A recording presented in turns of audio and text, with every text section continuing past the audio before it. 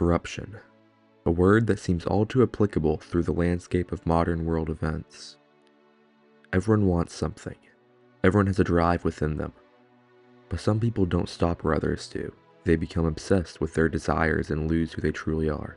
In today's video, I'm going to start to go over the 7 deadly sins in Fullmetal Alchemist Brotherhood, how they are portrayed, the real-life psychological traits and factors that contribute to the portrayed results of the sins, and most importantly, get to the bottom of where obsession comes from, and whether or not it is just latently waiting inside of us up until the moment where we get power.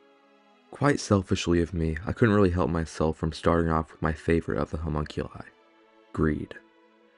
Greed isn't just a great character because of his likable nature and turn to the light in a sense, but because he feels the most real. When it comes down to it, practically any large-scale happening around the world is fueled by greed. War? Greed. Monopolies? Greed. Deforestation and destruction of our planet? Greed. Insider trading? Greed. And a whole lot more. I'm just trying to paint a picture of how greed is something that has become so common to the point where people don't even bat an eye, even when you point to egregious corruption and desire. Greed is also the backbone of every other deadly sin, pure, overwhelming desire. And although greed is normally about money and power, it really stretches to just about anything. Psychologically, this drive comes from a feeling of never having enough. The richer and more powerful you get, the more things that you think you'll need to be satisfied, but of course that isn't the case. And the more you try to acquire, the more empty you will feel. We compare ourselves to others on instinct. We feel that if someone has something we don't, we are therefore behind. Something I noticed though, is that greed is the only one of the homunculi to be truly free, not blinded by fake loyalty to Father. I feel that this stems from greed's truest desire though. The thing that greed really wants the most is human connection. Greed can't achieve his deepest driving desire if he's trapped by following someone who doesn't care for him and he doesn't care for them. Greed's character, much like the real concept in psychology, is very confusing and often contradictory. He says things he doesn't mean in order to keep the upper hand. And this is much like true greed, keeping an outward appearance of being evil and making it easy to judge from the outside.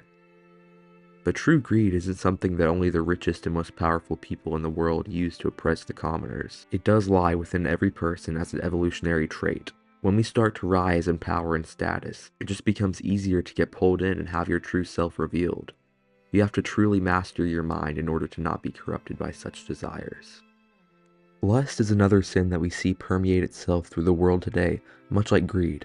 Innocent things and people have been corrupted by this deep desire for sexual satisfaction and physical contact. Lust is all about instant gratification and satisfaction, not about love or building an actual connection. Lust can be present in contexts outside of sexual desire though, and that is actually how we see it mainly expressed through the character. Lust has a lust for hurting others and bringing them pain. Lust isn't a clean and efficient killer like some of the other homunculi, because she doesn't want to accomplish a task or work towards a greater ideal. She simply kills because that's what she loves. Lust drags out all of her fights as long as she can just so she can cause as much pain as possible. This pure craving translates very well into the actual psychological explanation for lust, which is primarily controlled by the hormones testosterone and dopamine. These hormones play a large role in the pleasure and reward center of the brain. Lusting for someone or something makes you feel good in that instant because you're satisfying your evolutionary instinct to acquire a mate, even though you really aren't getting anything out of it. As I'm sure you're starting to see, these sins have a facade of being fulfilling at first, but in reality, they just leave you empty. Sloth, a sin becoming all too common in everyday people throughout the world, is so dangerous because of how easy it is to fall into. For nearly every other sin, there's a conscious step or action to take, but sloth is the exact opposite of that. Sloth is inaction, letting the world and others pass you by because of your own unwillingness to act and make something of your life. Sloth has both a mental and physical aspect. Physically, there's a lack of movement and progression, and mentally, you are letting yourself continually lay in a state of dormancy, refusing to take care of yourself and others. Sloth as a character represents both of these aspects very well. He has no true ambitions for himself. He's a blind follower who does the things that he does out of obligation, not a personal driving force.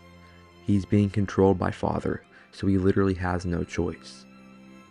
In psychology, there are many things that can contribute to one becoming slothful or excessively lazy.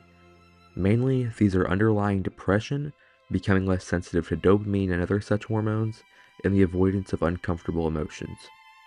The one that I feel is most common in our day and age, at least for now, is the avoidance of uncomfortable emotions. People don't want to work because it's boring and tiring, so they just keep doing less and less as the struggles of life get harder and harder to manage.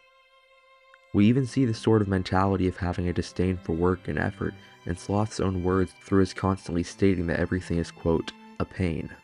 As I'm sure you're starting to see, all of these sins, no matter how far out there and horrible they may first seem, they're actually very commonplace in everyday life, and really aren't too difficult to grasp onto in the context of real-world psychology. I hope that you have already learned a good amount in this first part of the psychological analysis of the homunculi, and that you enjoyed the video. Thank you so much for watching, I hope you have a great day, and I'll see you in the next one.